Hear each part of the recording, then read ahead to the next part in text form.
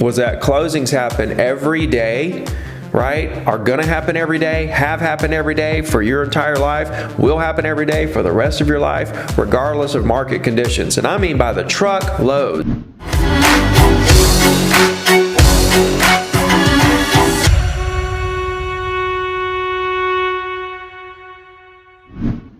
The biggest thing when I watch your videos is really just, when I look at your coaching, is your marketing. That's like diving into your marketing and the coaching on how to get started. There's a lot of agents that are trying to revamp what they're doing to get more leads and to get more buyers and sellers. It's a little harder. I don't know if up in the Panhandle and the Alabama, Florida line is having the same inventory issue, but getting customers right now is a problem when there is no house to sell them, and the marketing in this type of market.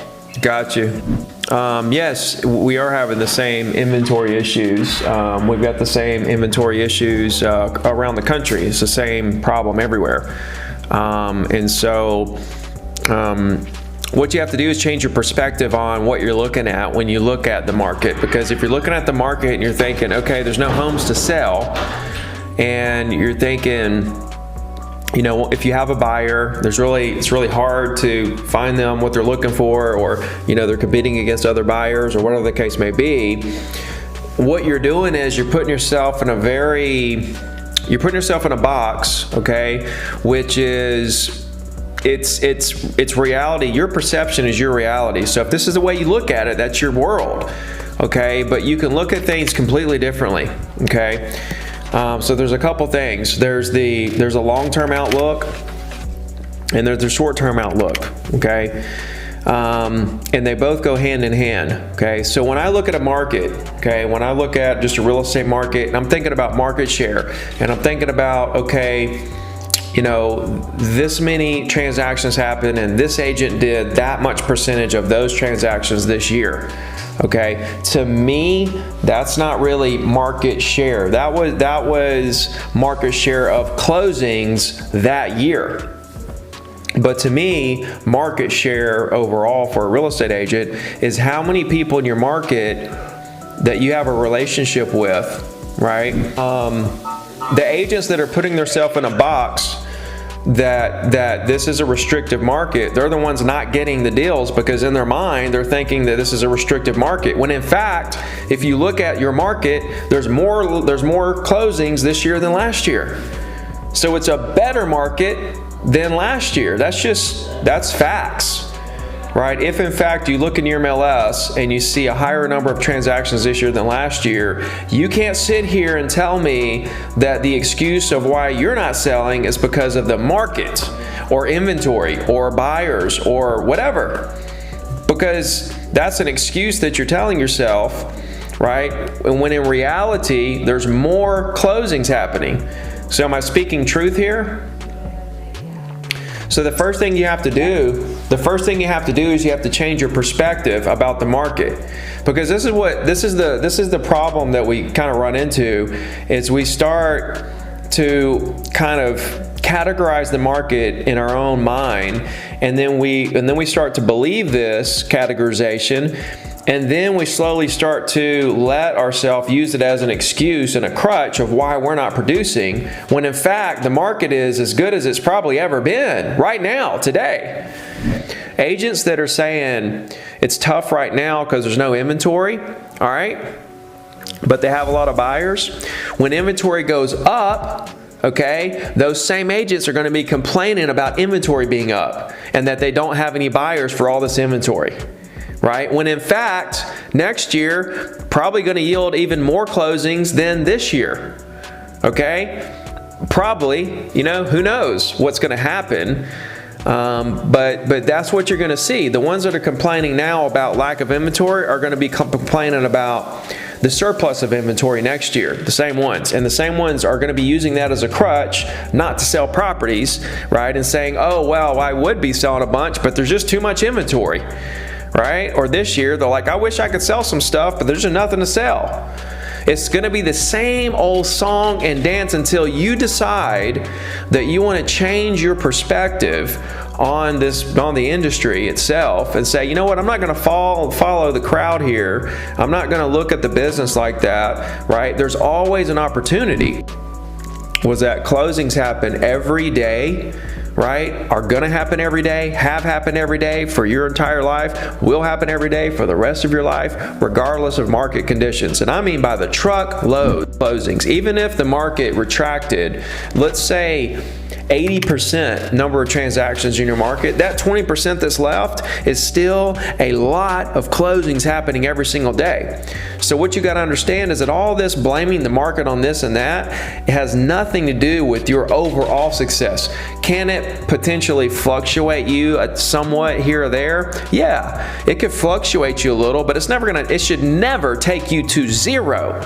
It should never put you in a position where it's just so tough. I've only sold 2 properties this summer.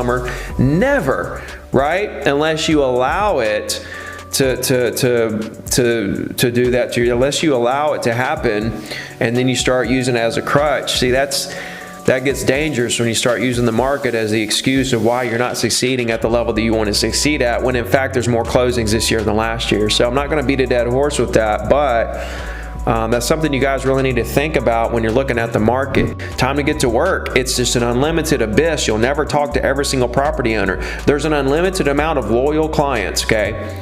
Loyal meaning never use another agent until the day they die, okay, other than you, okay? That's what I mean by loyal. Yes, we're going to have clients that go cheat on us, let's just say, or we're going to have clients who only want to deal with listing agents or whatever. But there's an unlimited amount, okay? Listen to me. Unlimited, meaning forever, never hit the end of that list. Unlimited amount of loyal clients in your market for each and every one of you. Okay, the problem is the work that you have to put in to filter through the population to find them. Most people don't want to go through that. Now, NAR came out with a study. The number one reason why people chose a real estate agent was because they had a great reputation. They had a friend in the business with a great reputation. That was like 35%. Everything else was 1% or less, including what brokers they're with, including there was 15 other reasons. It was all 1% or less except for this one. Great friend in the business with great reputation. And if you ask a buyer or seller at the end of a deal, how did you pick your agent? They're going to say they had a friend in the business.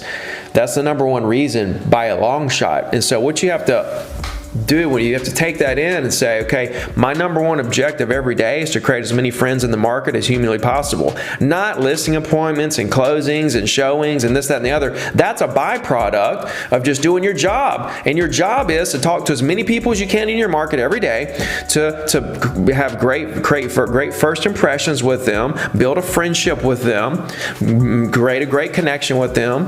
Okay, this is how it's done. People are like, how do we get listings? Well, a seller has to choose you to be their real estate agent. That's how you get a listing. And the only way a seller is going to choose you to be their real estate agent is if you're friends with them and they know you and they trust you and they feel comfortable with you. When you're talking to people, your number one job is to make them feel comfortable with you, right? The only way to do that is by being comfortable with them, right? In these really awkward situations, you're talking to strangers about stuff and all that. If you can get to where you've done that enough to where you broke through the barrier where you can feel comfortable in those awkward situations, then they're going to feel comfortable with you. And they're going to feel like this person has their stuff together. This person is confident. They are a hard worker. They're honest, dependable. I like the way that they carry themselves. But yeah, when you move into a different market, a different area, it's all the same stuff. There's not you got to do whatever you have to do to get in front of people, talking to them, creating those great first impressions, finding out how they're doing today, what they got going on, what you need to think of yourself as a politician, right? Think of yourself as a volunteer worker. Okay, you're just doing community outreach to see what you can do to help people in the community with your services as a real estate agent. People need our help. When you look at MLS and all the closings, those are all through real estate agents. Those are all people that bought and sold through real estate agents. There's tons of them. People do not want to do the deals on their own. There's a small percentage of the market that want to do the deals on their own or try to avoid paying commission and all that. Small percentage. The majority understand that this is they need a professional to help them through this process. And they need a professional. It's not like they need it. It's like if you need a roofer, they need, my roof's leaking, I need a roofer now. It's like I want to sell my house, I need a real estate agent now, kind of thing. And so when you're not reaching out and doing your job in terms of creating as many friends as you can in the market, you're letting everyone down. You're doing your community, you're doing all all the people out there a disservice, because they're sitting around waiting on you to contact them to create that relationship, to do business with you, because you know that you're a great agent. You know that you're honest, dependable, professional, hard worker. You've got everything it takes. And I mean, you know that you're a good agent. But the problem is hardly anybody know that, because you're not talking to anybody.